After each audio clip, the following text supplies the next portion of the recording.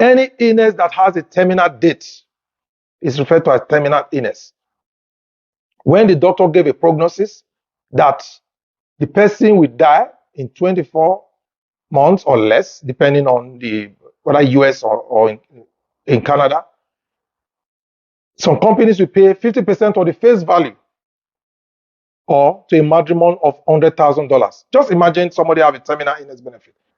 Why still alive? Just in case something like that comes in. Do you think that person might even die again? So the story I hear is that, getting that kind of money will just make the person cool off. The person might not even die because I must tell you, money can be very powerful. Critical illness benefits. According to the Bible, it says money is a defense. Critical illness, when someone is diagnosed of any 25 critical, the ones that we just saw on the previous slide, that person can benefit from a lump sum payments of certain critical illness benefits. The person can be paid that lump sum. So that is how it works. Can you imagine the benefits? Can you imagine it? Then chronic illness benefits. If someone is unable to perform 2 out of the 6 activities of daily living, things like this happen. The 6, he cannot perform 2, just 2. Eating, toileting, bathing, dressing, incontinence, and transferring. For those people that are in care work, I think they will know more, or somebody that is a nurse or doctor in this house, on this call, the person will understand. If the person cannot perform 2, just imagine your investment is guaranteeing you to get 50%, 100% of the death benefits, depending on the life insurance. Then you have access to cash. What's a relief? Then this is just like a simple analysis of how some of the things we do for families, how it works. Imagine if imagine a female, 30 years old female non-smoker. He has an annual policy that is paying for $4,800, and the person decide to maybe pay for a while, maybe till age 60, and stop paying. Can you imagine the cash build-up here? Can you imagine the cash build-up at year 35, when the person is 65, maybe it's to retirement? Just imagine how much the person is paying. If you calculate all what the person must have paid, actual amount is far lower than this. It's about 160 something thousand. But this is what the cash value might be. Using a conservative rate of 6%, 513,000. Let's say the person is healthy and he continue, but he has a death benefit of 1 million. Now the death benefit is if the person dies, right? Remember, we mentioned something about terminal illness, critical illness, and the chronic illness. What can happen in that process? But now look, if the person lived to age 100, 5.5 million is passed to the family. That family will never be poor. $5.5 million, that is a lot of money. That is just a snippet of what benefits that you can accrue from this. So what is your answer to these questions? Let's ask ourselves critically. What is your answer to these questions? If you stop working today, how long can you pay your bill forward? If you stop working today, how long? What account do you have that bypass probate? What account do you have that bypass probate? We know we've talked about the different type of portfolio that we can take advantage of in North America. What account do you have that is tax-free? Don't you like to have a tax advantage? That friend that I mentioned that is paying 53% on tax is like working almost 5 to 6 months for the government. What account do you have for your children that will make your children go to school without a student loan? Student loan is a major issue. I have a relation that is already complaining. The daughter graduated in one of the United States school. She's already having a bill of over 100,000 USD as student loan. Some of us We are not too long in North America, but we're trying to do cash up. Like the first speaker says, knowledge is power. We are giving you this information so that you sit down, meet the person that invited you. You can talk to me, send me your DM. Let's get to the nitty-gritty of this. We need to help ourselves. We don't want GoFundMe in our community anymore. If we can defund GoFundMe, I will be the happiest person.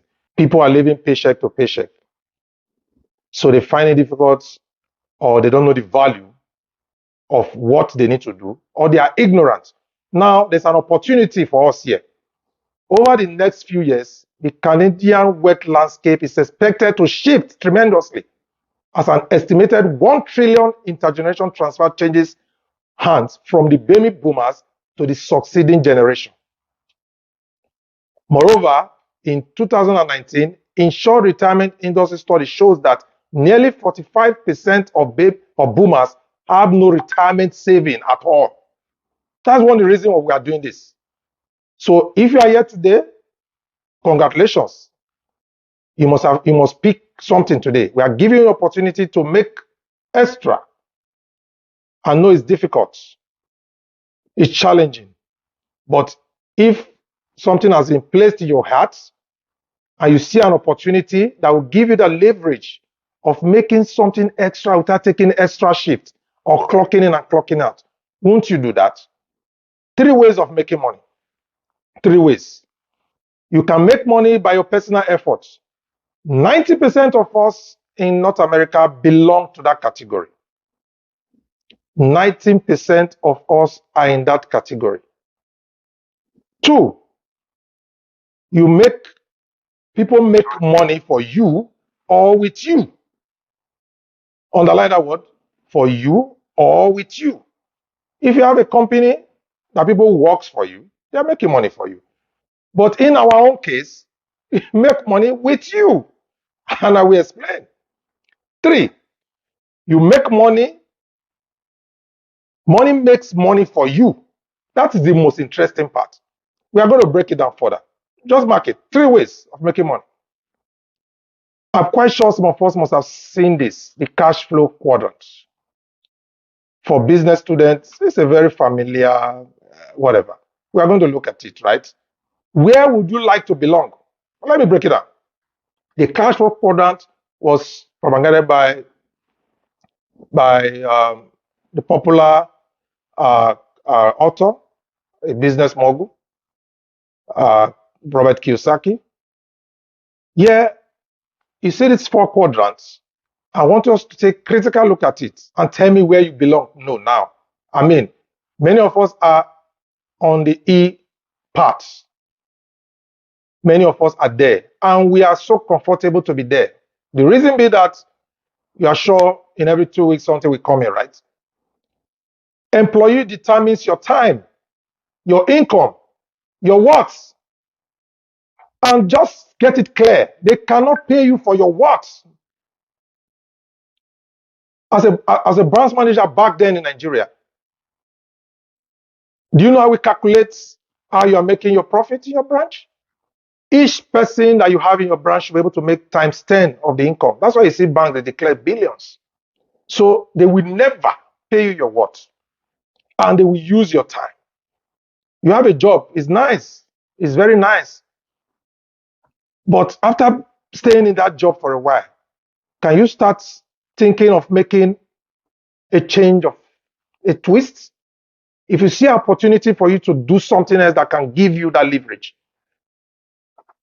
that can take you from that level to another level, no matter how much you are earning, whether 6 figure or whatever, you still have a job. It's a job, it's a job. Yeah, it's good to keep your job. I am also in a job. But when I see the opportunity, I move. The next one, they call them self-employed.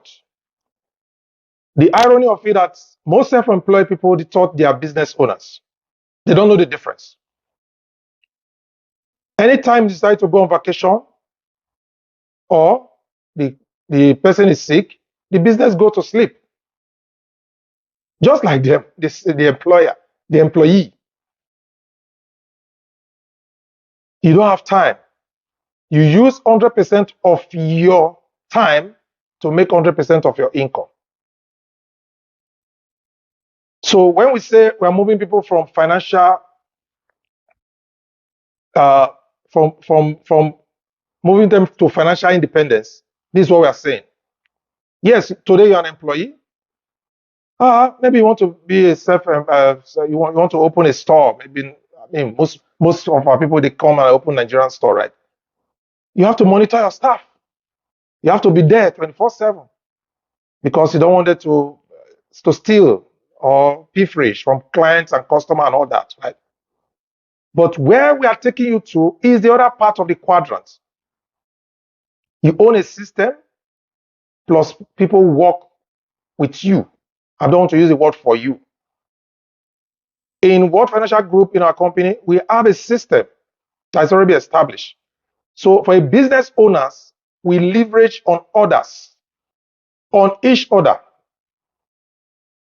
You work with other business owners to grow your business. So that when you start today and you start growing your business, a time will come, even when you are sleeping, you will be earning money. When you're on vacation, your business does not go on vacation. When you are sick, you are still making money.